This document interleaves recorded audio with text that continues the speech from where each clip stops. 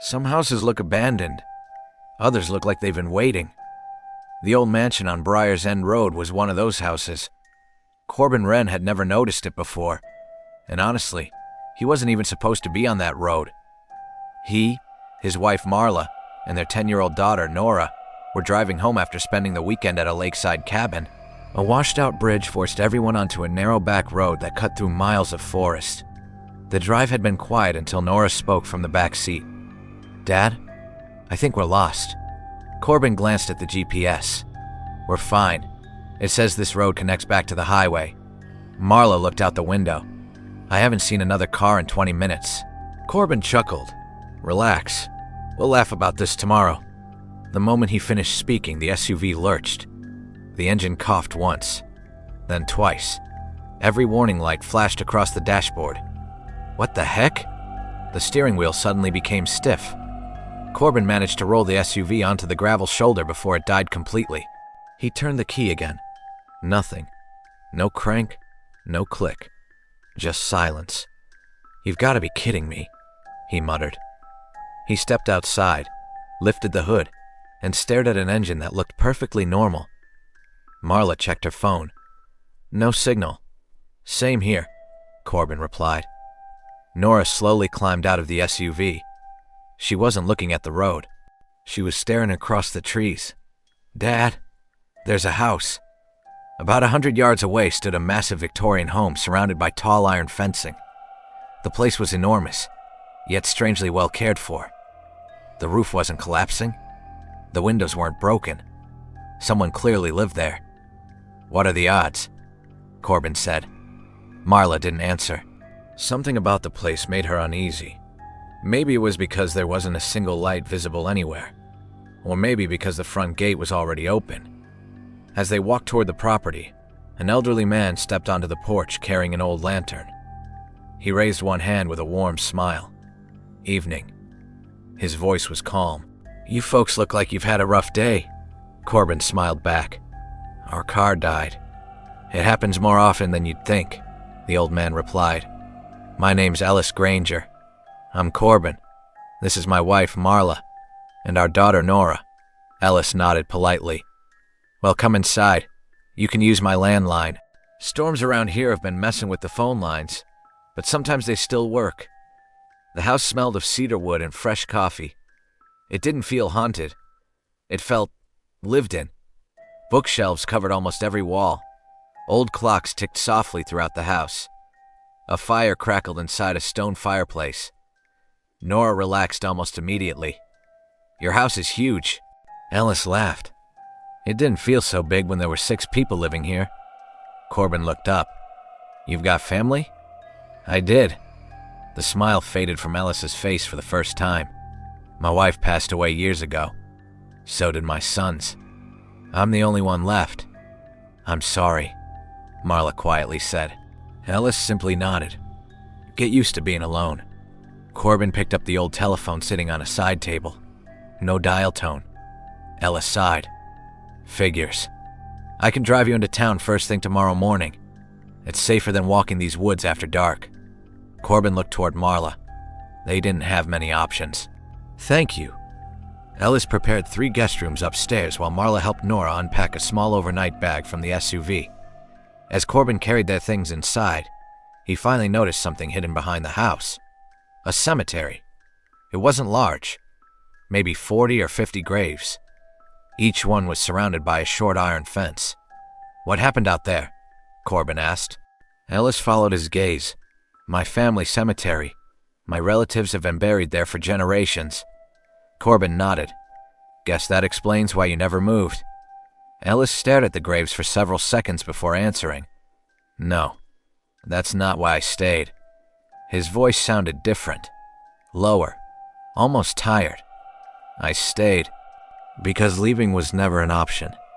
Before Corbin could ask what he meant, Ellis smiled again. The strange expression vanished as quickly as it had appeared. "Dinner's almost ready. You folks must be starving." The meal was simple. Roast chicken, mashed potatoes, fresh bread. The conversation felt surprisingly normal.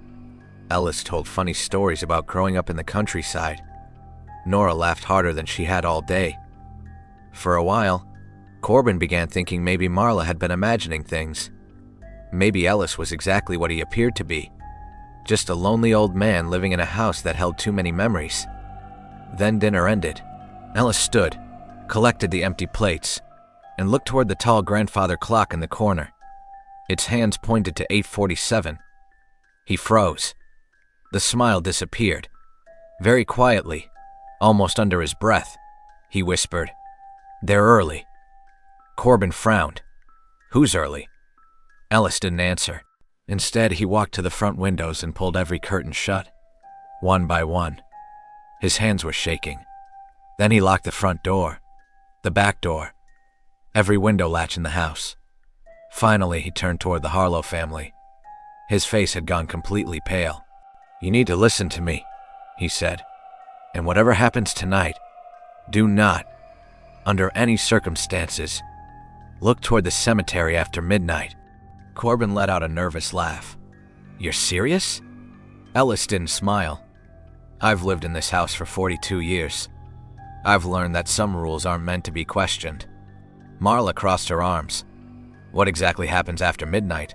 Ellis stared at the fireplace for several seconds before answering. "I don't know, and I intend to keep it that way." "You don't know?" Corbin asked. "Then how do you know it's dangerous?" "Because everyone who looked disappeared." Silence filled the room. Ellis finally looked at them. "I've never seen what takes them. I've only seen what's left afterward." No one spoke. The old man showed them to the upstairs bedrooms before quietly saying, "If you hear voices outside, they're not calling for help. If you hear someone knocking on the windows, ignore it. And if you hear your own name, pretend you didn't." He closed the bedroom door behind him. Corbin sighed.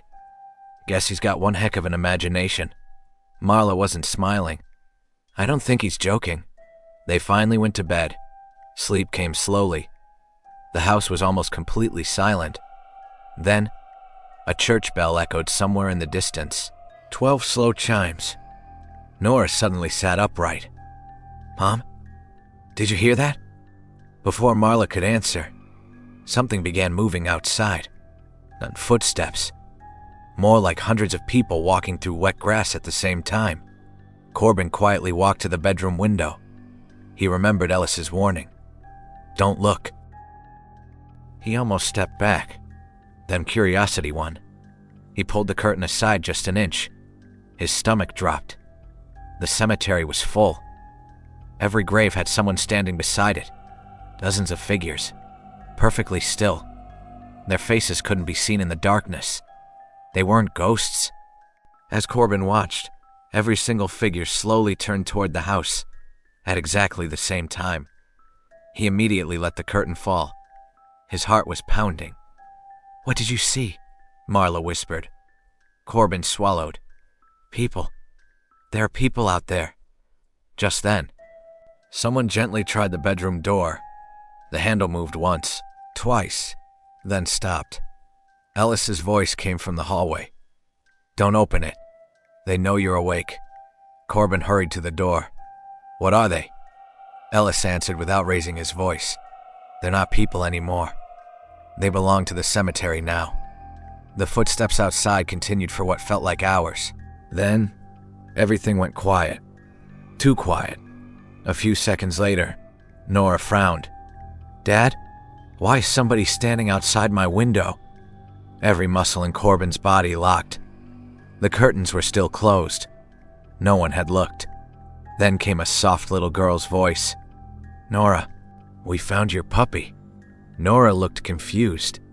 "We never had a puppy." Another voice answered. This time, it sounded exactly like Marla. "Honey, open the window. I'm right here." Marla's face turned white.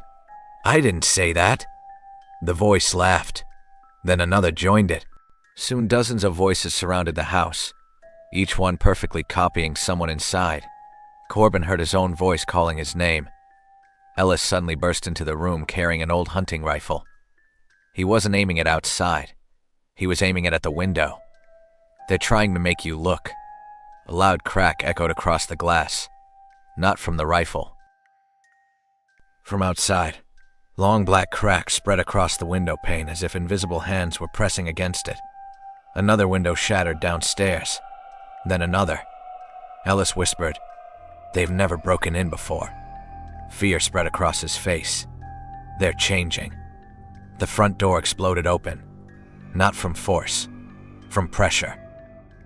Like hundreds of bodies had leaned against it at once, the entire house shook. Ellis lowered the rifle. "I've been wrong all these years." Corbin grabbed Nora. "We've got to go." "You can't," Ellis shouted. "They'll see you." Another crash echoed downstairs. Slow footsteps entered the hallway. Not running, walking, patient.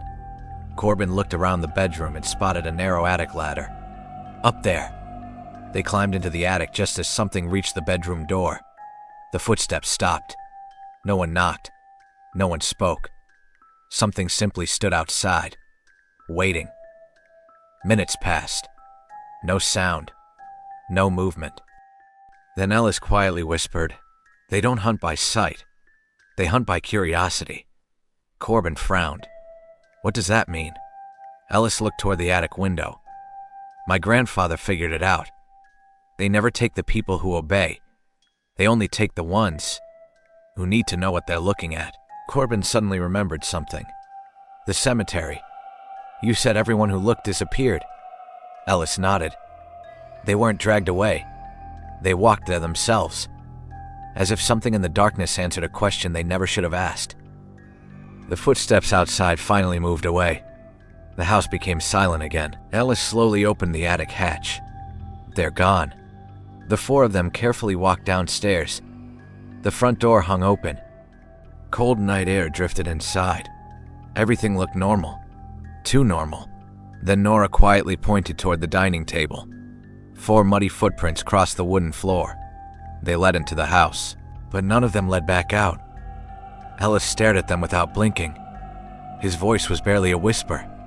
"They've never come inside before." Before anyone could speak, a deep voice echoed from somewhere outside. Not loud, not angry, just calm, almost welcoming. "Ellis, you don't have to guard the house anymore. We finally found someone curious enough to replace you." Ellis closed his eyes. For the first time that night, he looked relieved. "No," he whispered. "They chose me." He turned toward Corbin. "Take your family, get in your SUV, and whatever you hear behind you, don't stop driving." Ellis stepped onto the front porch and quietly closed the door behind him. Corbin never saw what happened next. He grabbed Marla and Nora, sprinted to the SUV, and turned the key. The engine roared to life instantly. As they sped down Briar's End Road, Nora looked into the side mirror. The old house was still standing. So was Ellis. He wasn't struggling. He wasn't running. He was simply walking across the cemetery, following a line of shadowy figures into the darkness. The next morning, the sheriff searched the property after Corbin reported everything. The house was empty. There was no furniture, no fireplace, no clocks, no sign that anyone had lived there for decades. The cemetery was real, but every gravestone was over 100 years old. There was no grave marked Ellis Granger. The sheriff smiled politely and called it exhaustion. Corbin wanted to believe him. Until 3 weeks later, his SUV stalled at a red light, just for a second. When the engine came back, the GPS screen flickered. There was no route, no map, just one sentence glowing across the display. "The house is waiting for its next caretaker."